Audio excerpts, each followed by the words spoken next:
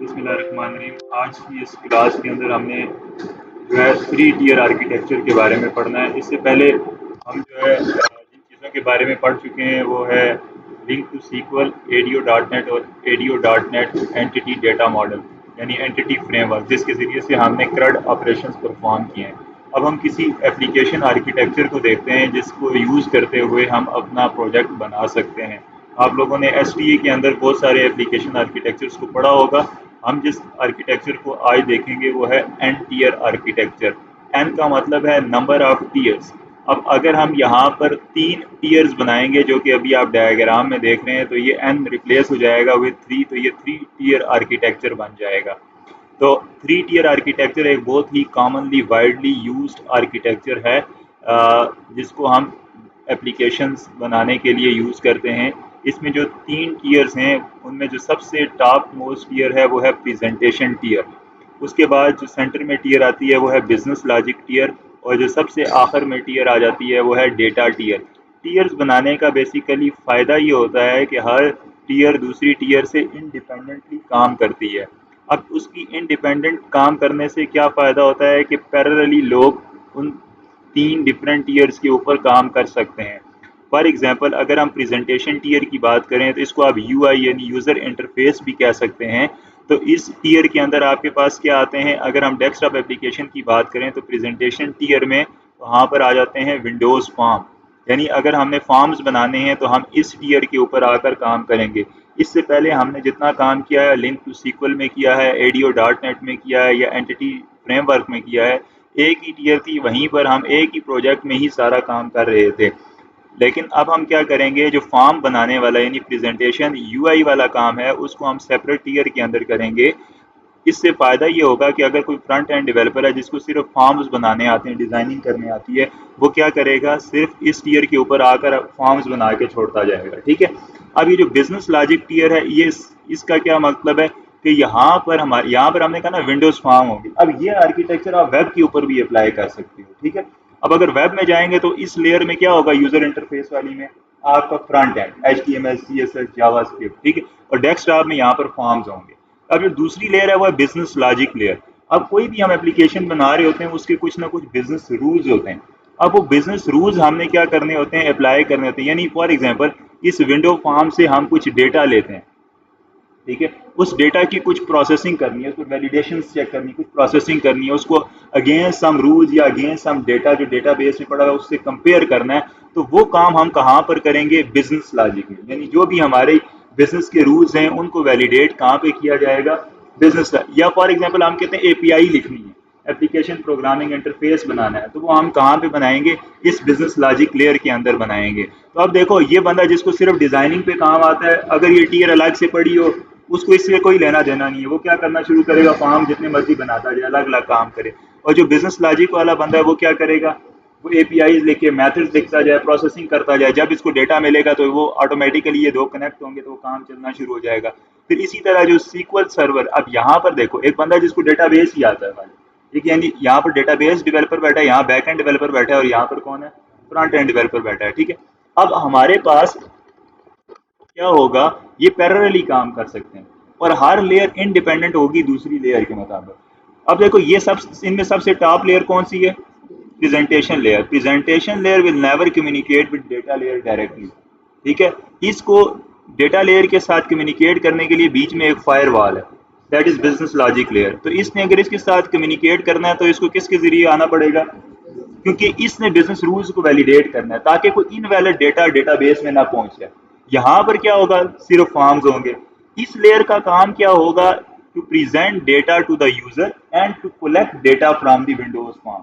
ये डेटा को कलेक्ट करके फॉर्म से क्या करेगा, किसको दे देगा, बिजनेस लॉजिक को दे देगा। अब बिजनेस लॉजिक उस पर प्रोसेसिंग करेगी, करने के बाद अगर उसको डीबी में स्टोर करना है तो वो डेटा टीयर को देगी और उसको क्या कर देगी, स्टोर कर देगी। अच्छा, यहाँ पर अब आपने पढ़ा होगा लेयर्ड आर्किटेक्चर, कहीं पढ़ा होगा एचटीए के अंदर। अब टीयर और लेयर जो दो वर्ड्स हैं ना, आपने पढ़ा होगा 3 लेयर्ड आर्किटेक्चर, 3 टियर आर्किटेक्चर, ये दो वर्ड इंटरचेंजेबली भी यूज होते रहते हैं, लेकिन कुछ इसके अंदर कंसेप्चुअल डिफरेंस है जो आपने याद रखना है। जब हम टीयर्स की बात करते हैं ना, तो टीयर का मतलब होता है कि ये तीनों प्रोजेक्ट, ये जो फंक्शन इनकी जो डिवीजन है वो किस तरह से होगी, कि ये तीनों तीन डिफरेंट मशीन्स के ऊपर पड़े हैं। यानी प्रेजेंटेशन लेयर किसी और सर्वर पर पड़ा हुआ है, एप्लीकेशन लेयर किसी और सर्वर पर है, और डेटाबेस किसी और सर्वर पर पड़ा हुआ है। यानी इनकी जो डिवीजन हुई हुई है वो फिजिकली डिवाइड हुए हैं। तो इसलिए इसको क्या कहा जाता है, तीन टीयर कहा जाता है। लेयर का मतलब यह है कि ये फिजिकली एक ही सिस्टम में एग्जिस्ट करते हैं, यानी एक ही सिस्टम में, यही सिस्टम है, इसी में एप्लीकेशन लेयर भी है, इसी में बिजनेस भी है, और इसी में प्रेजेंटेशन भी है, और एक ही सिस्टम पे, एक ही इंफ्रास्ट्रक्चर पे ये डिप्लॉय हुए हैं। तो इस तरह इस जब वो एक ही पर होंगे फिजिकली तो उसको हम क्या कहेंगे, थ्री लेयर्ड आर्किटेक्चर। और जब वो डिफरेंट टीयर्स पे चले जाएंगे, डिफरेंट उस पे जाए, उनको थ्री टीयर आर्किटेक्चर। हम जो यूज करेंगे वो बेसिकली आप कहेंगे लेयर्ड आर्किटेक्चर होगा, क्योंकि हम एक ही मशीन पे तीनों लेयर्स को क्या करेंगे, रखेंगे। अब आपको लेयर्ड का समझ आ गया, ये आर्किटेक्चर की समझ आई।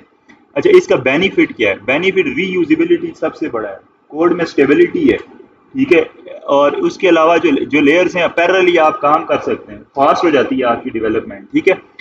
अच्छा, अब इसको एग्जांपल से भी जरा समझें। फॉर एग्जांपल मेरे पास जो प्रेजेंटेशन लेयर है वहां पर मैंने लिस्ट ऑफ यूजर्स दिखाना है।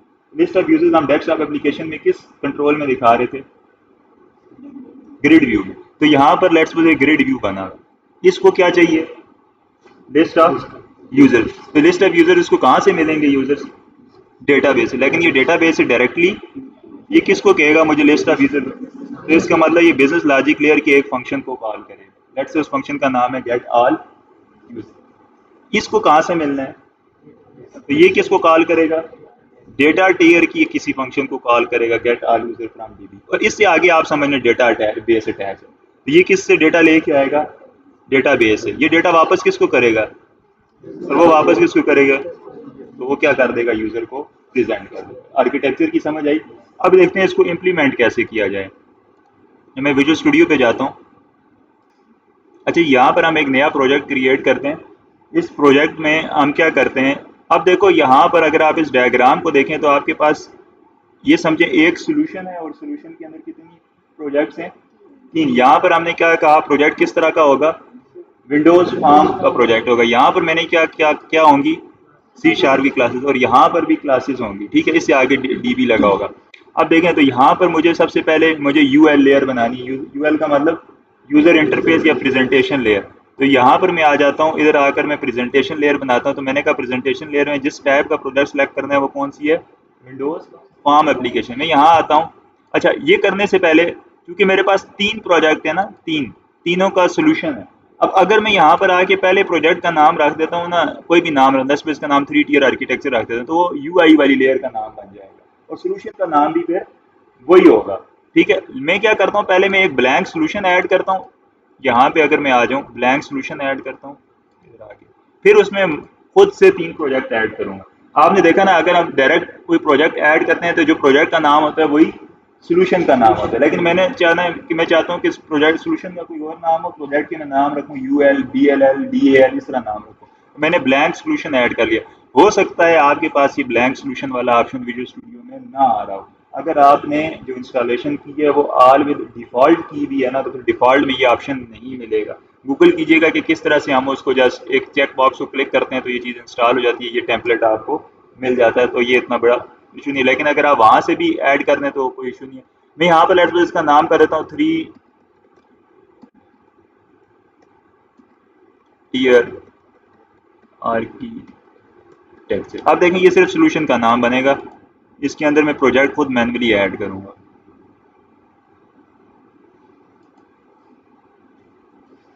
अच्छा, ये देखें अभी इसमें कितने प्रोजेक्ट्स आ रहे हैं, 0 प्रोजेक्ट। मैं यहाँ पर राइट क्लिक करता हूँ, इसको थोड़ा सा कंपाइल होने दें, ऐड पर जाता हूँ, न्यू प्रोजेक्ट पर जाता हूँ। अब देखें मुझे सबसे पहले कौन सी लेयर ऐड करता हूँ मैं, प्रेजेंटेशन लेयर। तो मुझे प्रेजेंटेशन लेयर में किस तरह के चाहिए, विंडोज फॉर्म चाहिए। इसमें आकर मैं यहाँ पर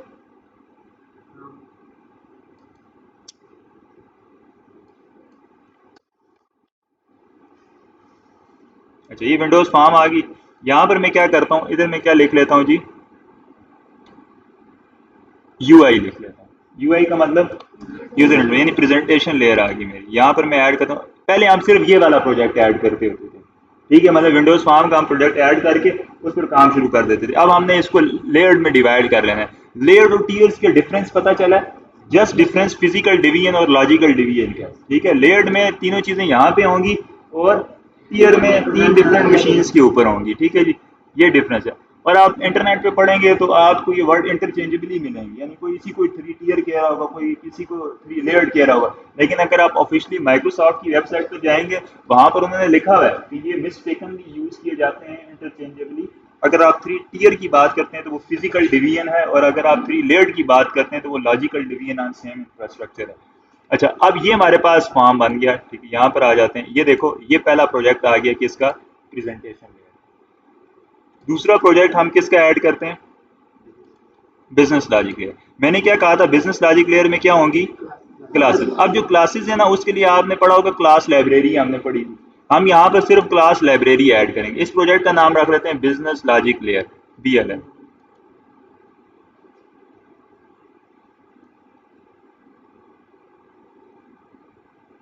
अच्छा, फिर तीसरा प्रोजेक्ट ऐड करते हैं यहाँ पे,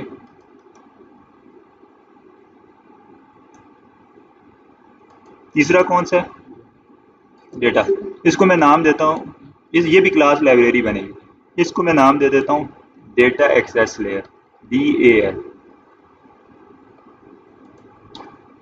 अच्छा, अब ये इस तरह से इधर सेंटर में आ गया।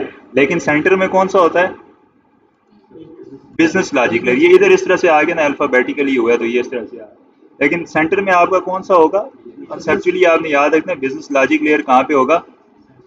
अच्छा, अब एक आपको आसान हल बताता हूँ। ये आपस में कनेक्ट होने चाहिए ना, ठीक है। अब कनेक्टिविटी कैसे करनी है, लूप में नहीं डालना।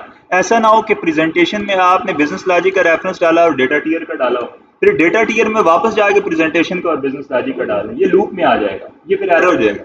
अब आपने सिंपल इतनी सी बात याद रखनी है, ये डायग्राम ज़हन में रखें। जो ऊपर लेयर है उसमें उससे नीचे वाली लेयर सब के रेफरेंसेस होंगे। सर इसका मतलब प्रेजेंटेशन लेयर में कितनी लेयर्स के रेफरेंसेस होंगे, और बिजनेस लॉजिक लेयर में और डेटा में किसी का नहीं।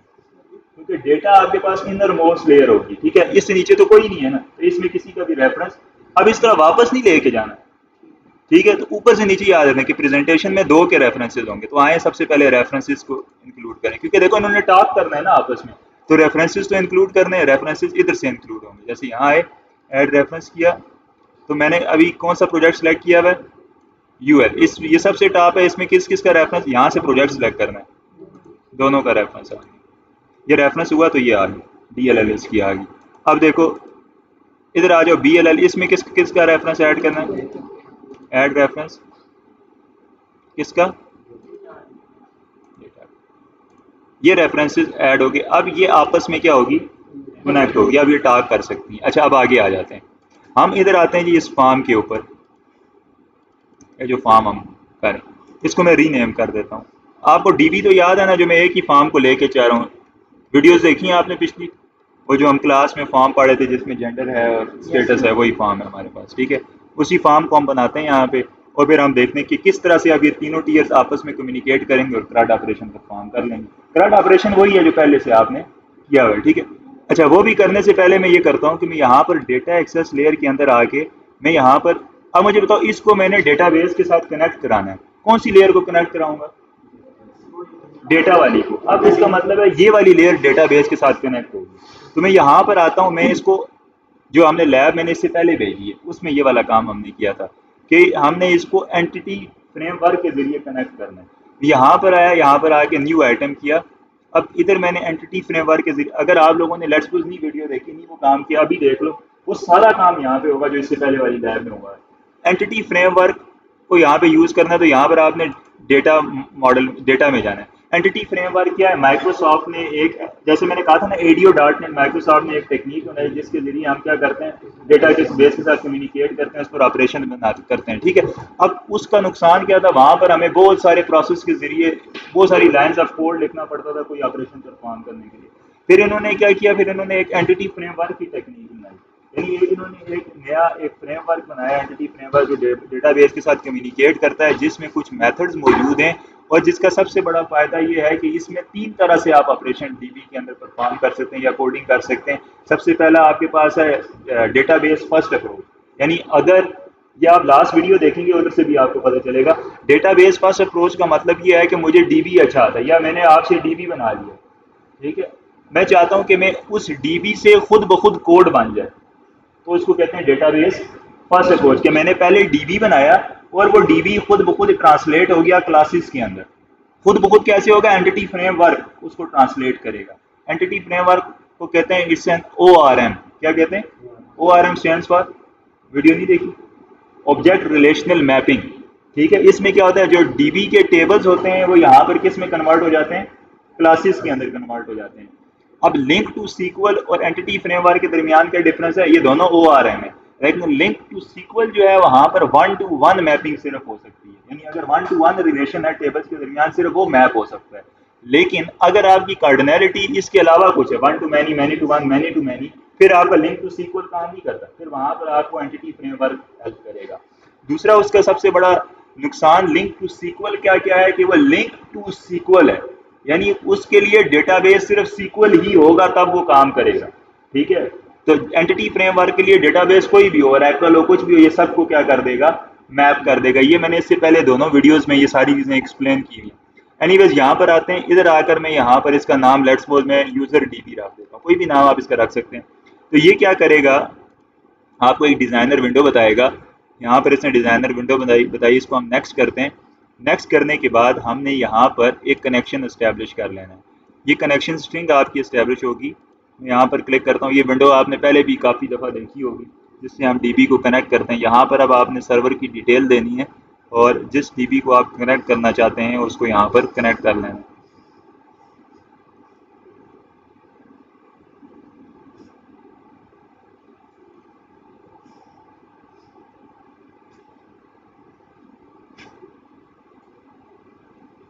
अच्छा, ये डीबी ये आ गया मेरे पास सर्वर, और यहाँ पर आके मैं, ये डीबी है जिस पर मैं काम करता, टेस्ट किया कनेक्शन को, ओके है, ओके किया, नेक्स्ट। अच्छा, यहाँ पर देखो कनेक्शन स्ट्रिंग आ जाएगी। क्या कहता है? Save connection string in app dot config as.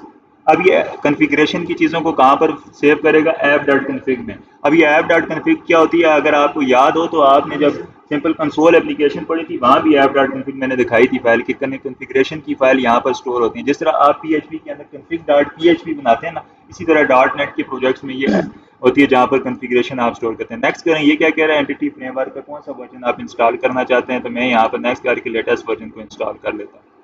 अच्छा, ये देखो प्लुरलाइज और सिंगुलराइज जनरेटेड ऑब्जेक्ट्स में मैंने क्या कहा था कि एंटिटी फ्रेमवर्क का काम क्या है कि डेटाबेस के जो टेबल्स हैं उसको किस में कन्वर्ट करना?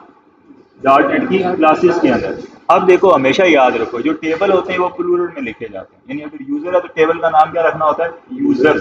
लेकिन जो क्लास होती है वो चूंकि सिंगल ऑब्जेक्ट को रिप्रेजेंट कर रही होती है, टेबल में तो एक से ज्यादा स्टूडेंट का डेटा होगा, यूजर का डेटा होगा, लेकिन जब हम किसी यूजर की बात करेंगे तो एक टाइम में किसी एक यूजर की बात करेंगे, इसलिए उसको सिंगुलर रखते हैं, ये रूल है। तो इसीलिए यहाँ पर अगर आप इसको क्लिक करेंगे तो ये देखो ये यूजर का टेबल आ रहा है हमारे पास, जो डीबी में मैंने पहले से टेबल वो बनाया हुआ है जिसको हम लेके चल रहे हैं, ये वो यूजर का टेबल आ रहा है। अब क्या होगा, अगर ये टेबल यूजर्स का है तो एंटिटी फ्रेमवर्क क्या करेगा? इसके अगेंस्ट कौन सी क्लास बनाएगा? किस नाम की क्लास बनाएगा? हाँ,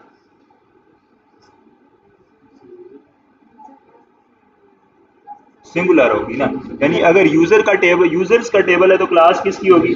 यूजर के नाम की होगी। अभी आप देखेंगे ये बनाएगा। इसको फिनिश करते हैं, ये खुद ब खुद बना देगा।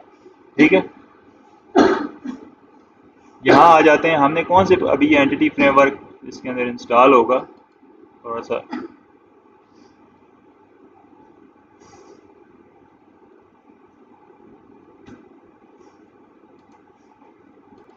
ये एंटिटी फ्रेमवर्क ने ये चीज़ें बना के दे दी। EDMX यहाँ पे एक डायग्राम बनती है, इसका मतलब होता है एंटिटी डेटा मॉडल, X का मतलब होता है XML, क्योंकि इस डायग्राम के बैकएंड पर XML होती है। ठीक है, तो जैसे आपने अगर किसी ने एंड्रॉइड पर काम किया उसमें भी जो आप स्क्रीन्स बनाते हो ना, वो उसके बैकएंड पर क्या होती है? XML होती है। इसी तरह यहाँ पर ये डायग्राम तो पढ़ी होगी ना आप लोगों ने, ये कौन सी डायग्राम है? हाँ, इसको क्या कहते हैं? SVA पढ़ा? क्या कहते हैं इसको, कौन सी डायग्राम है ये ये क्लास डायग्राम है। यहाँ पर ये देखो प्रॉपर्टीज, नेविगेशन प्रॉपर्टीज, ये आप लोग पर इस क्लास के बाद मुझे एक चीज याद कराना आप लोगों को बताऊँ। अच्छा, ये आगे क्लास डायग्राम, ये देखो ये टेबल के अंदर ये क्या थे? कॉलम्स थे। तो क्लास के अंदर ये क्या बनी है आके, प्रॉपर्टीज बन गई हैं, ठीक है। अब देखो ये वाला जो आपको सेटिंग वाला साइन है, ये किसका होता है, प्रॉपर्टीज का। और वो जो ब्लू रेजर वाला साइन आता है वो उसका होता है, फील्ड्स का होता है, ठीक है। तो ये और जो क्यूब का साइन आता है वो किसका होता है, मेथड्स का होता है। तो यहाँ पर इससे क्या हुआ, जो एंटिटी फ्रेमवर्क था उसने क्या किया, उस टेबल से क्या बनाई, क्लास बनाई, ठीक है। अब देखो टेबल का नाम क्या था, यूजर नहीं था, क्या नाम था, यूजर्स था। क्लास का क्या नाम बनाया उसने, यूजर बनाया। तो अब ये क्लास कहाँ पे, ये तो डायग्राम बनी ना। अब मैं आपको, इसको कहते हैं मॉडल, ये मॉडल बना है, ठीक है। अगर आपके पास, अच्छा एंटिटी फ्रेमवर्क में इतनी कैपेबिलिटी है कि अगर आपके पास डीबी है, आप एंटिटी फ्रेमवर्क को यूज करते हुए क्लासेस बना सकते हैं। अगर आप इसको कहते हैं डेटाबेस फर्स्ट अप्रोच, के डीबी था उससे क्या बना ली, क्लासेस। लेट्स सपोज आपके पास क्लासेस हैं, तो फिर उससे क्या बना सकते हैं, डेटाबेस। इसको कहते हैं कोड फर्स्ट अप्रोच। एक तीसरी चीज भी है, अगर आपके पास ये वाली डायग्राम है, इसको कहते हैं डिजाइन मॉडल है ना ये, आप उसको कहते हैं मॉडल फर्स्ट अप्रोच। आप इस मॉडल को यूज करते हुए डीबी बना सकते हैं। यानी आपको कुछ आता हो तो एंटिटी फ्रेमवर्क कहता हो, कुछ तो आता है आपको, चलो कुछ बना मैं आपका बाकी काम मैं कर दूँ, ठीक है। तो हम जो अभी अप्रोच देख रहे हैं उसमें हमने क्या किया, हमारे पास क्या बना हुआ था, डेटाबेस। और इसको कौन सी अप्रोच होगी ये, डेटाबेस फर्स्ट अप्रोच के डीबी था, उससे हमने क्लासेस बनाई। अब देखो क्लासेस कहाँ बनी, ये देखो, ये आपके पास अगर आप आ जाओ, ये वाली file user DB dot E D M X बनी है, इसके अंदर एक फाइल बनी है यूजर डीबी डॉट कंटेक्स की फाइल। ये वो फाइल है जो डीबी के साथ कम्युनिकेट करेगी। हमें जब भी डीबी में कोई ऑपरेशन परफॉर्म करना होगा, हम इस क्लास का क्या बनाएंगे, ऑब्जेक्ट बनाएंगे। इसमें ये कनेक्शन स्ट्रिंग का नाम, ये क्लास हमेशा इनहेरिट होती है एक बेस क्लास से, उसका नाम होता है डीबी कंटेक्स्ट की क्लास। ये खुद बनाई है ना उसने, तो डीबी कंटेक्स्ट की क्लास है इनहेरिट। इसमें जितने भी टेबल्स होते हैं जो मैप होते हैं किसके साथ, क्लासेस के साथ, वो यहाँ लिखे जाते हैं। ये क्या है, ये किसका नाम है, क्लास। और ये किसका नाम था, इसका मतलब है ये वाला टेबल किसके साथ मैप है। अगर मेरे पास यूजर का ऑब्जेक्ट होगा तो जब मैं कोई ऑपरेशन परफॉर्म करूंगा वो इस टेबल में जाके स्टोर होगा। समझ आ गई है बात की। एक तो ये आपने याद रखना है कि ये क्लास बनती है। दूसरा, अब आपके पास एक्चुअल क्लास देखना चाहते हो आप, इस क्लास का कोड किधर है, तो देखिए यहाँ पर अभी हमने एक ही टेबल सेलेक्ट किया था ना, तो ये यूजर डॉट सी एस की क्लास बनी। ये देखो ऐसी क्लास बनाते थे आप, जैसा डीबी था उसने खुद ही बना दिया। समझ आई।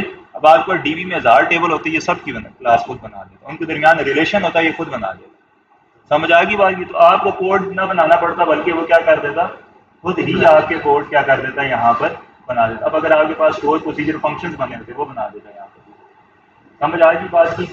अब हमने क्या करना है, अब हमने जस्ट यहाँ पर ये वाला काम करना है कि हम एक व्यू बनाएं, उस व्यू के अंदर अब हमने वो ग्रिड बनानी है, ग्रिड में डेटा को क्या करना है, शो करना है, ठीक है जी।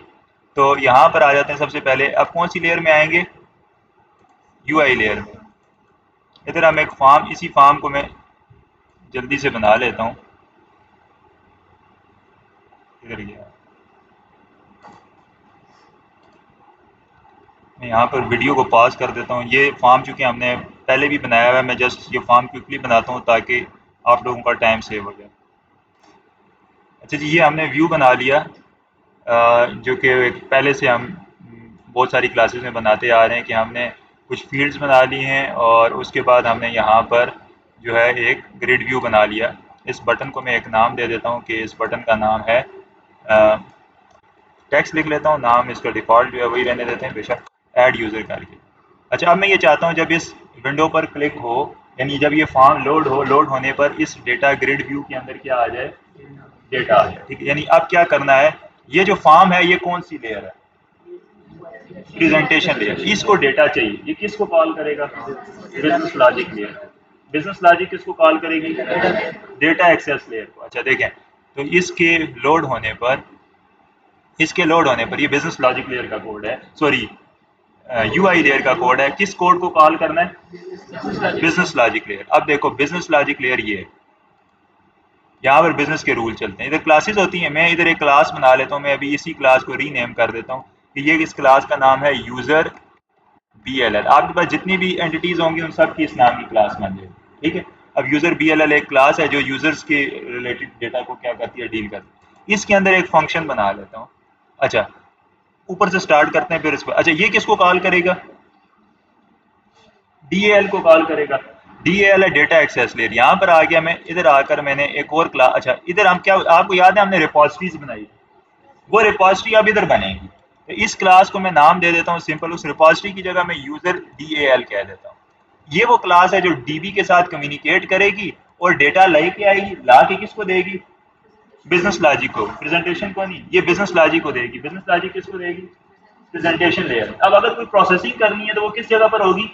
Business logic. यानी डेटा जब आ गया उस पर कोई प्रोसेस करके देना है प्रेजेंटेशन को, वो प्रोसेसिंग बिजनेस रूल सारे कहाँ पर लगेंगे? बिजनेस लॉजिक में। अच्छा अब यहाँ पर डेटा लेके आना DB से डेटा लेके आना।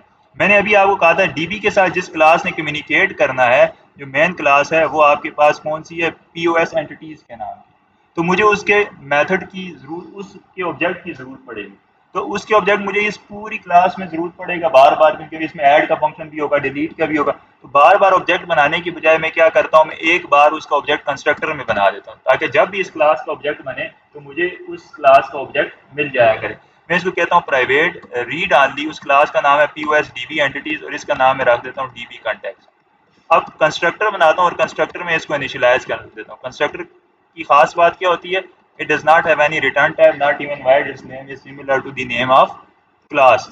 इस चीज को इनिशियलाइज करता हूँ। यहाँ पे जो मैंने ऊपर प्रॉपर्टी बनाई है न्यू POS DB एंटिटी, इसका मतलब यह है कि जब भी इस क्लास में रिक्वेस्ट आएगी तो ये वाला ऑब्जेक्ट हमेशा इनिशियलाइज हुआ होगा, क्योंकि ये मैंने कहाँ पर किया है?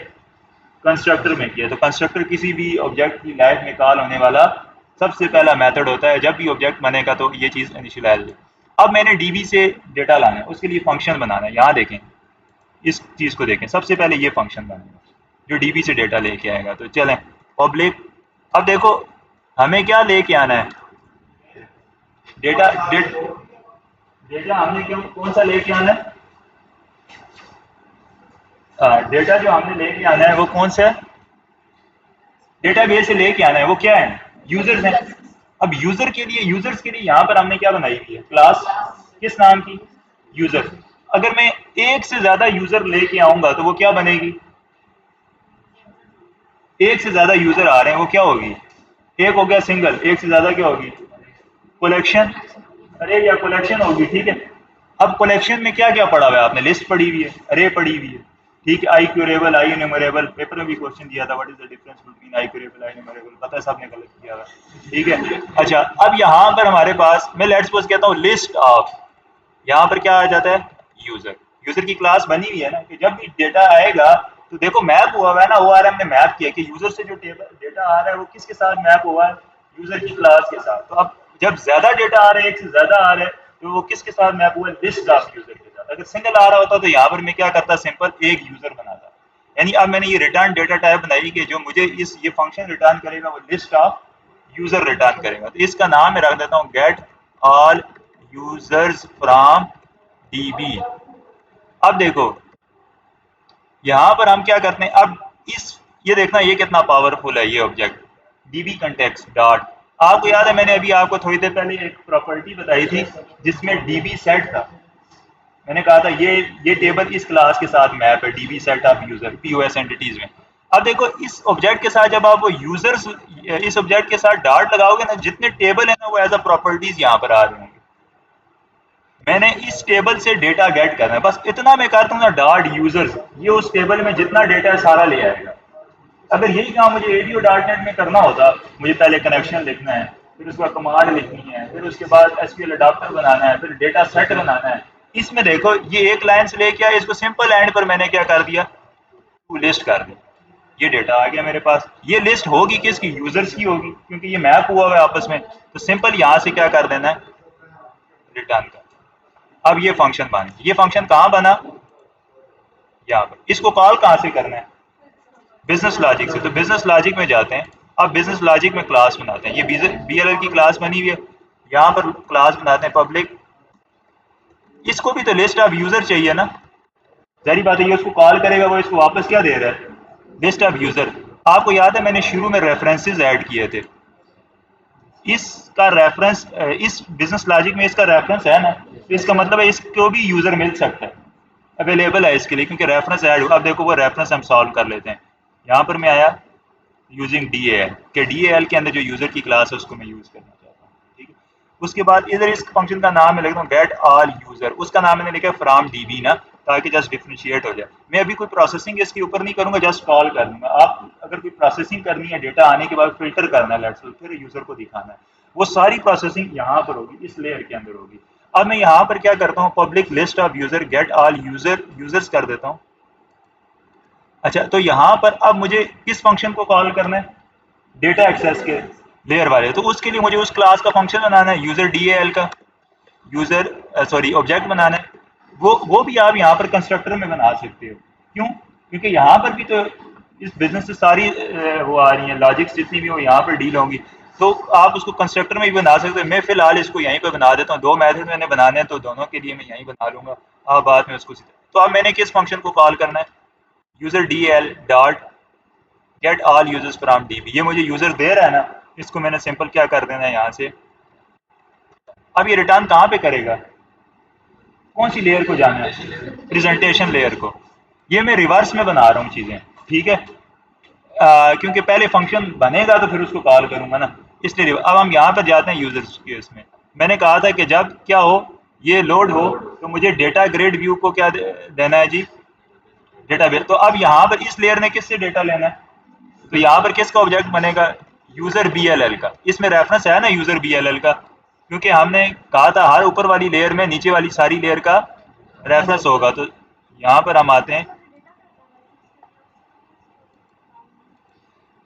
अच्छा, अभी मैं आपको बताता हूँ, जब हम इसको रन करेंगे ना, यहाँ पर अभी एक एरर आएगा, ठीक है। क्योंकि जो आपकी कनेक्शन स्ट्रिंग होती है ना, वो आपके एग्जीक्यूटेबल प्रोजेक्ट में होनी चाहिए, ठीक है। अब कनेक्शन स्ट्रिंग के अंदर आपने एंटिटी फ्रेमवर्क यूज किया, अभी आपके पास एरर आएगा कि आपका जो एंटिटी फ्रेमवर्क जो ये है, डेटा लोड नहीं होगा आपके पास, एंटिटी फ्रेमवर्क का एक एरर आएगा। तो आपको जो अपना एग्जीक्यूटेबल वाला प्रोजेक्ट होता है ना, उसके अंदर एंटिटी फ्रेमवर्क को भी ऐड करना पड़ेगा। उसकी रीजन ये होती है कि जब आप इसको पब्लिश करते हैं ना, आप सारे प्रोजेक्ट नहीं पब्लिश करते, ठीक है। आप सिंपल आखिरी वाले प्रोजेक्ट को, ये जो ये वाला प्रोजेक्ट है, इसको पब्लिश करते हैं, बाकी सारे इसके साथ रेफरेंस हुए होते हैं, तो वो खुद ब खुद उनकी DLS बन के एक पैकेज बनता है, ठीक है। अदरवाइज अगर इसके अंदर वो रेफरेंसेस नहीं होंगे तो वो पैकेज नहीं बनेगा, इसका पब्लिश नहीं होगा। अच्छा, user BLL is equal to new user BLL, यहाँ पर हमने ये किया। इसके बाद हमने क्या किया, user BLL dot get all users. अब देखो, अगर मुझे ट्राई कैच लगाना हो कि एक्सेप्शन ना आए, तो मैं किस जगह पर लगाऊंगा, मैं सिर्फ यहाँ पे लगा दूं ट्राई कैच, बात ही खत्म हो। यहाँ से मैं जिस जिसको कॉल करूंगा, जहाँ कहीं भी एक्सेप्शन आएगी, ट्राई कैच चलेगा। अब ये नहीं कि मैंने 6 जगह जाके ट्राई कैच लगाना, मैं सिंपल यहाँ ही अगर इस कोड को ट्राई कैच में डालूंगा, तो जिधर जिधर भी ये कोड सबको आगे लेके जाएगा ना। देखो ये किसको कॉल करेगा, अभी ये किसको कॉल कर रहा है, बिजनेस लॉजिक को। बिजनेस लॉजिक किसको कॉल करेगी, तो इसके रास्ते में जितने भी कोड आएंगे, वहां पे कोई एक्सेप्शन आती है तो वो यहाँ पर हैंडल हो जाएगी, ठीक है। मैं अभी यहाँ पे तो नहीं करता, ऐड वाले में मैं कॉल कर लूँ। अच्छा, अब ये मैंने किसको पास करना है, ग्रिड को न, ग्रिड का नाम है user data grid view dot data source is equal to user BLL dot get all use. बस इतना काम खत्म हो गया, ठीक है। सिंपल क्या किया है, देखो 2 लाइनों के अंदर हमने काम किया कि हमने सिंपल प्रेजेंटेशन लेयर में एक फंक्शन बनाया जिसने किसको कॉल किया, बिजनेस लॉजिक लेयर के। बिजनेस लॉजिक लेयर ने किसको कॉल किया, और डेटाबेस ने सिंपल DB को कॉल करके डेटा ले लिया, और जिसने उससे मांगा हुआ था उसको वापस किया बिजनेस लॉजिक को, बिजनेस लॉजिक से जिसने मांगा था उसने उसको वापस कर दिया। समझ आ गई बात। इससे फायदा क्या होगा, फॉर एग्जाम्पल एक बंदे ने सिर्फ DB के फंक्शंस लिखने, ऐड अपडेट डिलीट, वो लिख देगा ना उसके अंदर। जो फॉर्म बनाने वाला है वो फॉर्म बनाता रहेगा, जिसने प्रोसेसिंग करनी है वो इस लेयर पर आके, बिजनेस लॉजिक वाली लेयर पर आके खुद प्रोसेसिंग करता रहे, डेटा ला के प्रोसेसिंग करता रहे, उसको नहीं लेना देना फ्रंट एंड पे कैसे दिखाना है। तो पैरेलल डेवलपमेंट हो सकती है, तो फास्ट डेवलपमेंट हो सकती है इस तरह से। ये फायदा है आपके पास आर्किटेक्चर को यूज करने का। अच्छा, अभी इसको रन करते हैं, अभी एक एरर आने वाला है। अगर आप लोगों को नहीं समझ आई, जो डेट आए, वीडियो रिकॉर्ड हो रही है, देख लेना, जैसे पहले देखी है ना वैसे, ठीक है। इसको रन करते हैं, मैं इसको पॉज कर। अच्छा, ये हमारे पास रन हुआ है। अभी ये आपके पास एक्सेप्शन आएगी, ये देखें जो बात मैंने आपको अभी, तो ये क्या कह रहा है, no connection string name POS entities could be found in application config dot file, ठीक है। अब याद रखें, हमेशा आपका एग्जीक्यूटेबल जो बनेगा ना, जो पब्लिश आप करोगे, वो कौन सा प्रोजेक्ट होगा? यूआई वाला। यानी आप यूआई वाले पर राइट क्लिक करके पब्लिश करो। पब्लिश से मराद ये डेस्कटॉप एप्लीकेशन क्या होती है? जैसे यहाँ पर आपके पास कोई एप्लीकेशन आ रही है, जैसे ये POSDB मैंने इंस्टॉल किया हुआ है, ये 15-19 के बच्चे का प्रोजेक्ट है। इस तरह की एप्लीकेशन बनेगी जिसको आप यहाँ पर आके क्लिक करेंगे तो वो आपके पास ओपन हो जाएगी। ठीक है, तो जब आप उसको पब्लिश करते हैं ना, तो आपके पास क्या होता है, आप कौन से प्रोजेक्ट पर क्लिक करके पब्लिश करेंगे? ये जो आपका यूआई वाला प्रोजेक्ट, इसमें रेफरेंसेस होने चाहिए सारों के। अब इसमें कनेक्शन स्ट्रिंग होनी चाहिए। हमने कनेक्शन स्ट्रिंग कहाँ डाली थी? डेटाबेस। तो हम उसी कनेक्शन स्ट्रिंग को सिंपल क्या करेंगे, कॉपी करके यहाँ पर ऐड कर देंगे। दूसरा भी इसने ऊपर एक, अगर आप गौर से बाद में वीडियो देखना जाके, एंटिटी फ्रेमवर्क का भी इशू देता है। अगर आप कनेक्शन स्ट्रिंग डाल देते हैं तो, वीडियो चला दी थी मैंने, चल रही है। अच्छा, आप देखें मैंने यहाँ पर आ गया इधर app.config में, ये है कनेक्शन स्ट्रिंग। इसको सिंपल यहाँ से करें कॉपी। कॉपी करने के बाद क्या करें, यहाँ आके इसके UL वाली app.config में सिंपल इधर क्या कर दें, पेस्ट कर दें। बस ये पेस्ट होगी। इसके बाद आप एंटिटी फ्रेमवर्क इसमें इंस्टॉल कर दें, क्योंकि ये फिर उसका एरर भी देगा ही। यहाँ पर आएँ, यहाँ पर आकर राइट क्लिक करके मैनेज एंड यूकैट पैकेजेस में जाके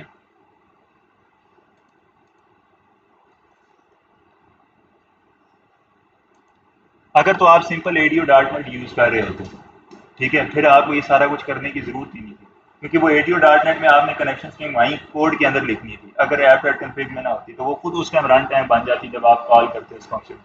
अच्छा, यहाँ पर आ जाते हैं। यहाँ पर आके हम इस एंटिटी फ्रेमवर्क को क्या कर लेते हैं, इंस्टॉल कर लेते हैं। I accept.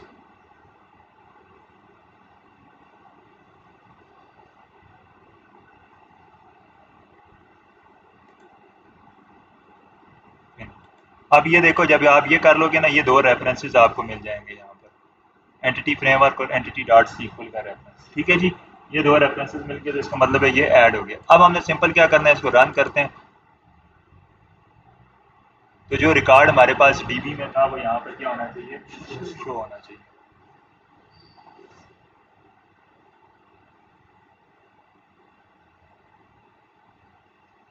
आ गया, समझ आ गई बात की। अच्छा, अब नेक्स्ट काम क्या करना है कि मैं यहाँ से ऐड करना चाहता हूँ यहाँ पे। बस ये दो फंक्शन में बता देता हूँ, बाकी आपको वीडियो देखेंगे जाके एक दफ़ा दोबारा तो आपको समझ आएगी। अब ऐड करना है तो अब आपने मुझे प्रोसेस बताना है। सबसे पहले कौन सी लेयर से स्टार्ट करेंगे? डेटा में बाद में जाते हैं। अब डेटा कलेक्ट करना है ना, पहले कहाँ से कलेक्ट करेंगे? यूआई से। तो इसके डबल क्लिक पर ये डेटा सारा कलेक्ट कर लेते हैं। अब देखो, इसके डबल क्लिक पर मुझे जो डेटा चाहिए वो यूज़र में सेव करना है। तो यूज़र का रेफरेंस मैंने यहाँ भी ऐड किया है, तो मैं यहाँ पर यूज़र का जो एंटिटी है। अच्छा, अब आप मुझे कहेंगे सर ये यूज़र वाली एंटिटी तो DAL में बनी हुई है, तो हम DAL वाली चीज़ इधर क्यों यूज़ कर रहे हैं? ठीक है, तो आप, अब इसका आंसर ये है कि आपने जो बनाई है वो बनाई है कितनी टीयर? 3 टीयर। अगर आप इसको और अलग करना चाहते हैं तो ये जो एंटिटी की टीयर है ना, इस टीयर को ही अलग कर सकते हैं हम, BE बना सकते हैं, बिजनेस एंटिटीज के नाम से। ठीक है, बिजनेस एंटिटीज, बिजनेस ऑब्जेक्ट उसको कहते हैं। यानी जो ये क्लासेस है ना, इसको हम एक अलग ही बना दें। ठीक है, फिर सारों के साथ इसका रेफरेंस कर दें जिधर जिधर इसको यूज करना है, क्योंकि अब मैंने ऑब्जेक्ट बनाना है ना यूजर का, जब DB में स्टोर करना है, तो इसलिए मुझे इसको क्या करना पड़ेगा, ये यूजर मुझे अभी ये कौन सा मिल रहा है, ये वाला यूजर। अच्छा, एक मिनट, इसका ऑब्जेक्ट बनाता हूँ तो आपको पता चलेगा। एक यूजर फॉर्म है यहाँ पर, और एक यूजर क्लास वो वाली है जो डेटा एक्सेस लेयर में है, जो DB एंटिटी फ्रेमवर्क ने बनाई है। अभी ये कौन सी मिल रही है? UAL वाली मिल रही है। मुझे UAL वाली नहीं चाहिए, मुझे कौन सी चाहिए? DAL वाली, क्योंकि मैंने क्या करना है, इसी क्लास के ऑब्जेक्ट को सेव करना है कि इसमें DB के अंदर ये मैप हुई हुई है ना, DAL वाली यूजर की क्लास और यूजर्स का टेबल आपस में मैप है। अगर मैं ये ऑब्जेक्ट बनाऊंगा ना DAL वाले यूजर का, तो ये खुद ब खुद कहाँ पर जाके सेव हो जाएगा, यूजर के टेबल के अंदर। अब यहाँ पर मैंने इसका ऑब्जेक्ट बनाया न्यू DAL। आपको पता चला ये जो .NET डेवलपर होता है इसकी सैलरी क्यों ज़्यादा होती है? कोई आइडिया हुआ है? PHP भी पढ़ी है आपने? अच्छा, यहाँ पर आ गया। अब इसके बाद हमने अब इसको फिल करना है खाली, यूजर डॉट लेट्स सपोज कहते हैं name is equal to name TB dot text, फिर user dot phone is equal to name sorry phone TB dot text, फिर user dot email is equal to email TB dot text, उसके बाद user dot gender is equal to, ये सारा काम तो आपको पता है ना, ये मैंने कोड इतनी दफ़ा लिखा है आपकी क्लास के अंदर कि मुझे याद हो गया,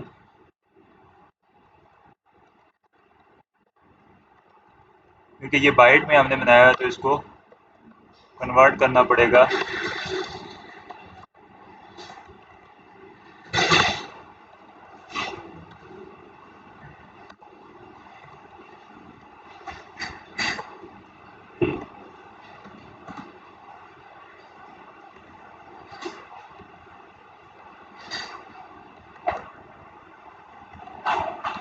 क्या नाम रखा था हमने उसका, combo status dot text is equal to, अगर हम कहते हैं कि ये क्या है एक्टिव है तो इसी को कॉपी कर लेते हैं, ये क्या काम है, टेक्स्ट की जगह dot selected text is equal double equal.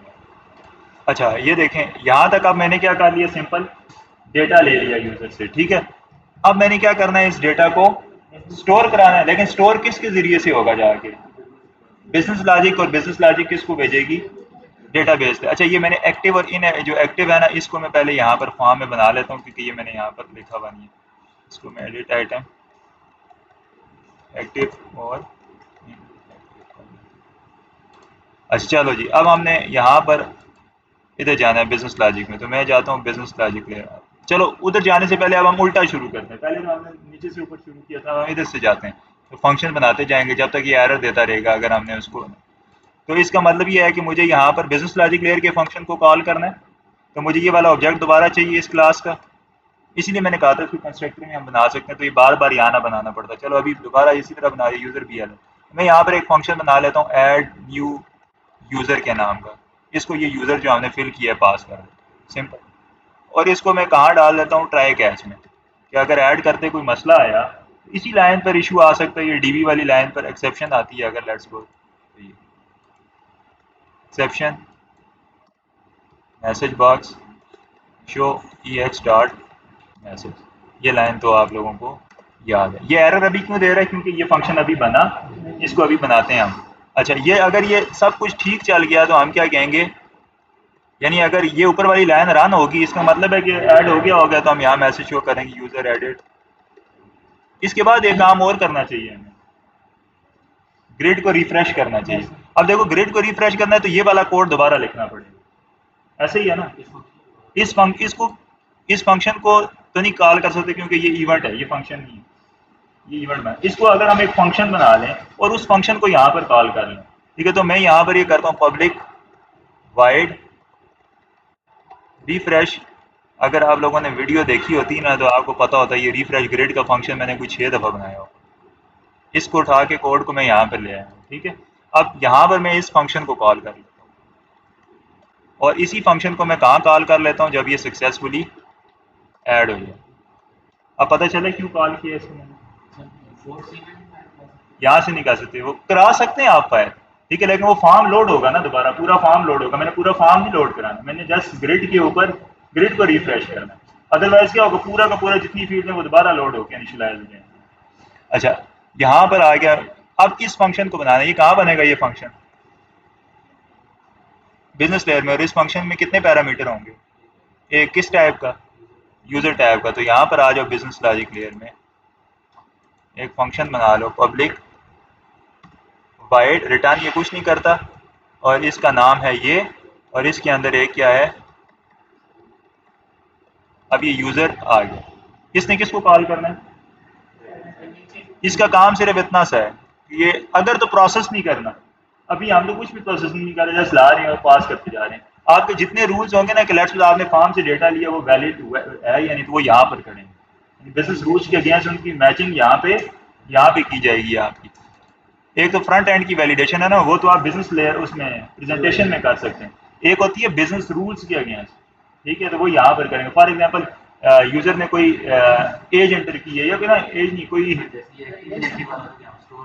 हाँ वो उसको बैक एंड पे मैच करना है, इस तरह की कोई चीज़ आपने वो करनी है, तो वो डीबी से आप एक वैल्यू लेके आए, उसको जो फार्म से वैल्यू है उसके साथ मैच करना है, वो सारा काम आप इस लेयर में करेंगे। तो अभी तो हमने कोई इस तरह की प्रोसेसिंग नहीं करनी, तो मैं सिंपल क्या करता हूँ, ये देखो यहाँ पर यूजर डी ए एल है, अगेन ये चीज़ हम कंस्ट्रक्टर में लेके जा सकते हैं अच्छा कोड करने के लिए। तो user D A L dot, अब इधर मैं जो फंक्शन बना रहा हूँ उसका नाम रख देता हूँ ऐड न्यू यूजर इन डीबी,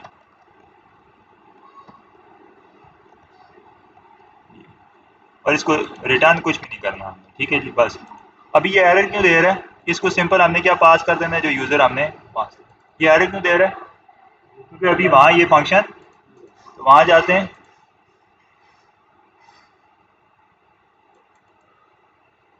फिर जाके अब ये फंक्शन बना देते हैं पब्लिक वाइड, इसको चाहिए यूज़र, यूज़र। अब इस यहाँ पर जाके हम डीबी में सेव करेंगे, ठीक है। अब डीबी में सेव करने के लिए अगेन मैंने कहा डीबी से कम्युनिकेट करना है, इस क्लास को कॉल करेंगे, कौन से टेबल में ऐड करना है, यूजर्स के, इसको कॉल करेंगे, प्रॉपर्टी को डॉट ऐड करना है, तो ये लिस्ट की तरह ऐड हो जाता है। क्या ऐड करना है, ऐसा करने से यूजर ऐड नहीं होगा, ये तुमने मेरे अकाउंट देख के पढ़ लिया, ठीक है। लेकिन अगर हम चाहते हैं कि इस चीज़ को परसिस्ट करें, जैसे हम एग्जीक्यूट क्यूरी कॉल करते थे ना, तो वो चीज़ें परसिस्ट करती थी डीबी में, यहाँ पर हमें सेव चेंजेस कॉल करना पड़ेगा, ठीक हो। अब ये सेव हो जाएगा, ठीक है। अब यहाँ पर हम अगर इसको रन करते हैं और यहाँ पर कोई नया यूज़र बनाएंगे, तो होपफुली चीज़ें हमारी स्ट्रीमलाइन होके चलेंगी। देखें,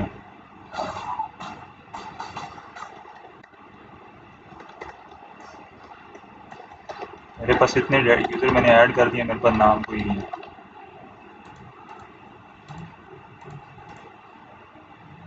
यूज़र एडिड, अब क्या होना चाहिए, यूं ही ओके पर क्लिक करें, समझ आएगी, इतनी सी बात थी, ठीक है। ये आपके पास हो गया ऐड, इस तरह से अब आप इस पे ऑपरेशन क्या कर सकते हैं, परफॉर्म कर सकते हैं। मैं क्विकली आपको बता दूं कि आप लोगों ने जो टास्क है वो क्या करना है, कि जो बच्चे वीडियोस देख रहे हैं उनको भी ईजी हो जाएगा।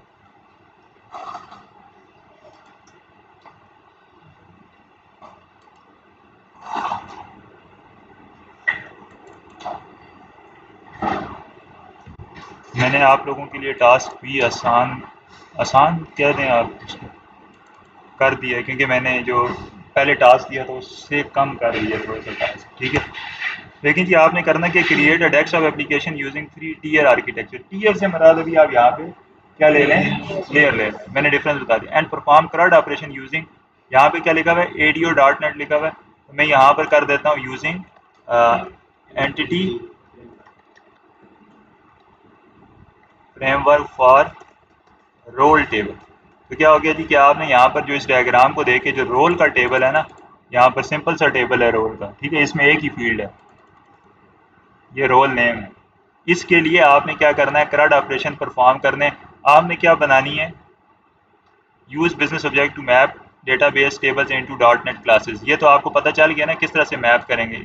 आपने सिंपल एंटिटी फ्रेमवर्क को यूज़ करना, वो खुद ब खुद ही क्या कर देगा, मैपिंग कर देगा, आपको जरूरत नहीं है, तो इसको तो आप निकाल दें। अब यहाँ पर क्या data access layer D A L आपको मैं बनानी है, और मैंने बता दिया उसकी टाइप क्या होगी, क्लास लाइब्रेरी। यहाँ से मैं बिजनेस ऑब्जेक्ट हटा देता हूँ, आपको मैंने अभी कहा था ना एन टीयर का मतलब क्या, जितनी मैंने टीयर्स बनाई, यहाँ पे मैंने कितनी बनाई है, यहाँ पे जरा देख, चार, जो ये मैंने लास्ट में उनको कराया था तो मैंने 4 टीयर का कहा था मैंने, ये एंटिटीज जो अभी यूजर वाली है ना, इसको हमने अलग से बना दिया, ठीक है। यानी आप जितनी टीयर्स में जाते जाए, अब एक बंदा है उसका काम है सिर्फ एंटिटीज बनाते जाओ, सिस्टम को समझ के एंटिटीज बनाते यानी क्लासेस बनाता गया, उसने उस टीयर का काम किया। लेकिन अभी के लिए आपका वो काम सिंपल किसके अंदर हो रहा है, डीएएल के अंदर ही हो रहा है, वो एंटिटीज वहां है, तो इसको भी निकाल दें। आपने बनानी है टीयर्स, एक है डेटा एक्सेस, एक है बिजनेस लॉजिक, और एक है प्रेजेंटेशन टीयर। तो प्रेजेंटेशन वाला विंडो फॉर्म का प्रोजेक्ट, 2 क्लास लाइब्रेरी के प्रोजेक्ट, और CRUD ऑपरेशन परफॉर्म करना है किसके ऊपर, रोल्स के टेबल के ऊपर। समझ आ गई बात, कोई मसला इसमें हो जाएगा। 2 तो मैंने करा दिए हैं ऑपरेशन, तीसरा एक किसका है, डिलीट। तो डिलीट वाले में तो कुछ भी नहीं करना, ये ऐसे ही एक मेथड बनाना है, यहाँ पे रिमूव लिख देना, वो डिलीट हो जाएगा। लेकिन रिमूव लिखने से पहले आपने क्यूरी करके गेट करके लाना है कि वो एग्जिस्ट भी करता है, या अगर एग्जिस्ट करता है तो उसको रिमूव करना है। और मॉडिफिकेशन वाला भी सिंपल है, उसमें पहले डीबी से लाना है, उसको फिर उसकी फील्ड्स के अंदर चेंज करके दोबारा सेव चेंजेस कर दें। ठीक है, तो यहाँ तक किसी को कोई बात समझ आई है? आ गई है? अच्छा, चलें अब आपको ओपन एंडेड लैब बता देता हूँ, ये मैं आप लोगों के साथ शेयर कर देता हूँ। इसकी डेडलाइन है आपके पास इस टास्क की, सारे टास्क की बल्कि। ठीक है, अभी इस पे एंड पे बात करने पहले मैं आपको ओपन एंडेड लैब बता देता हूँ। मैं ओपन एंडेड लैब की आज डॉक्यूमेंटेशन भी आपको भेज देता हूँ इसकी। अच्छा, आप लोग देखें, लेट्स सपोज आप लोग एक पीओएस, पहले समझ लें प्रॉब्लम को, ये जो ऑनलाइन बच्चे हैं उनके लिए मैं रिकॉर्ड कर रहा हूँ कि जो आपको एक पीओएस सिस्टम बनाते हैं। ठीक है, पीओएस सिस्टम के अंदर क्या होता है, मैं हम लेट्स सपोज फॉर एग्जांपल लेते हैं, हम एक जनरल स्टोर चला रहे हैं, उस जनरल स्टोर के अंदर हमारे पास प्रोडक्ट्स आती हैं। ठीक है, हम आप किसी भी स्टोर में जाए, आप कोई भी चीज़ उठाते हैं ना, उसके ऊपर एक स्टिकर सा लगा होता है। ठीक है, जैसे कपड़े आप लेने जाते हैं, कपड़ों पर आपके पास एक कोड लगा होता है, क्यूआर बार कोड। अब वो बार कोड हर जगह से लग के तो नहीं आता ना, दुकान वाले खुद भी बना सकते हैं बार कोड, यानी उनका सिस्टम के अंदर कैपेबिलिटी होती है कि उनके पास प्रोडक्ट है, या वो एंटर करते हैं प्रोडक्ट और उसका बार कोड जनरेट कर लेते हैं। ठीक है, तो आपने एक सिंपल सा एक फॉर्म बनाना है। ठीक है, फॉर्म के अंदर आपने क्या करना है, उस फॉर्म के अंदर ये कैपेबिलिटी हो कि वो क्या करे, आपका बार कोड जनरेट करे। ठीक है, जनरेट करने के बाद आप लेट्स सपोज सिंपल उसको प्रिंट कर लें या कुछ भी कर लें, उसका स्क्रीनशॉट लें, मुझे प्रिंट वाली फंक्शनलिटी नहीं चाहिए। आप बार सिस्टम आपका क्या करे, आपने कोई ऐसी लाइब्रेरी ढूंढनी है जो बार कोड और क्यूआर कोड दोनों जनरेट कर सके। समझे, यानी आपने जाके सर्च करना है कि कौन सी लाइब्रेरी है जो बार कोड जनरेट करता है और क्यूआर कोड जनरेट करता है। जब ये काम हो जाए तो आपने एक सिंपल एक फॉर्म बनाना है जिसमें प्रोडक्ट, प्रोडक्ट का नाम हो, उसकी प्राइस हो, बस ये तीन चीज़ें हैं। तो वो आप जब जनरेट पे क्लिक करें तो उस प्रोडक्ट के लिए एक तो वो प्रोडक्ट डीबी में ऐड हो जाए, और दूसरा उस प्रोडक्ट के लिए क्या जनरेट हो जाए, बार कोड जनरेट हो जाए। अब वो बार कोड का आप स्क्रीनशॉट लेके प्रिंट कर लें। ठीक हो गया, प्रिंट करने के बाद आप क्या करें, एक सर्च बना लें खाली। उस सर्च में जब हम सर्च करें तो मैं क्या करूं, मैं सिंपल वो स्कैनर से क्या करूं, उसको स्कैन करूं, तो उसकी जो आईडी है ना, जो आपने बार कोड में स्टोर की होगी, वो उस जगह पर क्या आ जाए, उस बॉक्स में आ जाए। नहीं समझ आई? ये चीज़ हमने बेचनी है। ये क्या है, इसमें बार कोड नहीं है, ये है। ठीक है, ये बार कोड है। ये बार कोड कहीं से तो ये स्टिकर निकला है ना, ये स्टिकर हमारी एप्लीकेशन से निकलना चाहिए। यानी हमने एक फॉर्म बना लिया, उस फॉर्म में क्या होगा, इसका नाम होगा प्रोडक्ट का, इसकी क्या होगी, प्राइस होगी। ये सिंपल सी दो फील्ड रखनी, ज़्यादा नहीं रखनी। उसके बाद क्या होगा, जनरेट का बटन होगा। वो जो ही जनरेट करेंगे वो फॉर्म का डेटा कहाँ स्टोर हो जाएगा, डीबी में, और ये चीज़ क्या हो जाएगी, क्यूआर कोड जनरेट हो जाएगा। आप क्यूआर कोड लाएंगे, वो डीबी में भी जाएगा ना डेटा इसके कि ये वाला क्यूआर कोड फलाने है उसका। हाँ, वो जाएगा वहाँ पे। ठीक है, ये नंबर जाएगा। तो अब ये क्या होगा, वो यहाँ पर लाकर आप पेस्ट कर दिया, आपने निकाल के प्रिंट करके। अब पेस्ट होने के बाद आप आएगी, आपने अब आपकी एप्लीकेशन में एक सर्च की फंक्शनैलिटी आनी चाहिए। बस ये दो फंक्शन है। सर्च की फंक्शनैलिटी में आपके पास बॉक्स होगा, जिस तरह ये टेक्स्ट बॉक्स होगा यहाँ पे, जैसे ये टेक्स्ट बॉक्स है, ये टेक्स्ट बॉक्स है। ठीक है जी, अब होता क्या है, ये किस तरह से काम करता है, आप देखते हो जब भी आप किसी भी शॉप पर कोई चीज़ लेके जाते हो तो वो इस तरह एकदम से स्कैन करता है। यहाँ पे स्कैनर पड़ा हुआ है, भी ये देख भी लेना अगर किसी को इशू है। जिस जगह पर आपका कर्सर होता है ना, फॉर एग्जाम्पल कर्सर इस जगह पर है, तो जो ही आप स्कैन करते हो ना, तो इस जगह पर उसकी आईडी आ जाती है। समझ आ गई बात की? उन्होंने लगाया होता है टेक्स्ट चेंज इवेंट। कौन सा इवेंट लगाया होता है? तो आप जो ही आपने स्कैन किया, टेक्स्ट चेंज हुआ, तो एकदम क्या हो जाता है, टेक्स्ट चेंज इवेंट कॉल होता है और वो सर्च हो जाता है। सर्च में तो फिर वही वाली क्यूरी चलती है ना, वो ग्रिड में ला के नया रिकॉर्ड क्या कर देता है, शो कर देता है। समझ आ गई कि करना है क्या, कि आपने ये वाला स्टिकर यहाँ से जनरेट हो, जनरेट होने के बाद एक सर्च वाला हो, जो ही आप सर्च करें तो आप सर्च करें, ये ग्रिड फिल्टर हो जाएगा, वो वाला प्रोडक्ट है। समझ गए? स्कैन करने पे आप कर लो, नंबर लिखने पे तो आ ही जाएगा ना, स्कैन करने पे भी तो नंबर ही जाएगा ना बैक एंड पे। ठीक है, या इसकी आईडी आएगी, उस आईडी की बेस पर आप सर्च करोगे, तो इसके अगेंस्ट तो डेटा सेव है ना। अच्छा, फिर आपने करना क्या है, ऐसा एक एक स्टिकर आपने क्यूआर कोड भी निकालना है। समझ आ गई? हर क्यूआर कोड के सेंटर में एक पिक्चर लगी होनी चाहिए, वो आपकी पिक्चर हो, आपकी अपनी पिक्चर लगी होनी चाहिए। ठीक है, यानी आप कोड कॉपी नहीं करोगे ना। फॉर एग्जांपल मैंने क्यूआर कोड निकाला, जैसे मैंने अभी पिछले दिनों यूनिवर्सिटी का वो लगाया था, उसके अंदर यूनिवर्सिटी का लोगो लगा हुआ था। ठीक है, हाँ, आप जो क्यूआर कोड जनरेट करें इस सिस्टम से, उसमें क्या लगाओ, आपकी अपनी पिक्चर, या फॉर एग्जाम्पल अगर हम प्रोडक्ट के लिए जनरेट कर रहे हैं तो प्रोडक्ट की पिक्चर लगेगी। समझ के बात को। अब वो जब आपकी अपनी पिक्चर लगेगी तो फिर आपने क्या करना है, उस क्यूआर कोड को प्रिंट करना है। जो मुझे ओपन एंडेड लैब की रिपोर्ट आप जमा कराएंगे ना, उस पर वो पेश कर देना। समझ गए, तो मैं उसको स्कैन कर लूँगा कि आपने क्या किया है। उसके अंदर सेव क्या होना चाहिए, आपका नेम, आपका रोल नंबर। समझ आएगी बात, ताकि मैं स्कैन करूं तो मुझे पता चल जाए ये इसका नेम को। हाँ, और वो आपका जो क्यूआर कोड है वो आपकी रिपोर्ट के ऊपर स्टिकर की तरह लगा, स्टिकर की तरह बेशक ना लगाएं, स्क्रीनशॉट लें, प्रिंट करें, ऊपर पेस्ट करें। समझ आ गई, मैं स्क्रीन में उसको वो करूँ, इसको मैं स्कैन करूँ तो यहाँ पर आपका नाम और रोल नंबर लिखा है जो भी उस क्यूआर कोड में सेव है। और मैं अगर प्रोडक्ट को स्कैन करूँ तो प्रोडक्ट साथ ही। समझ आ गई बात की। अच्छा,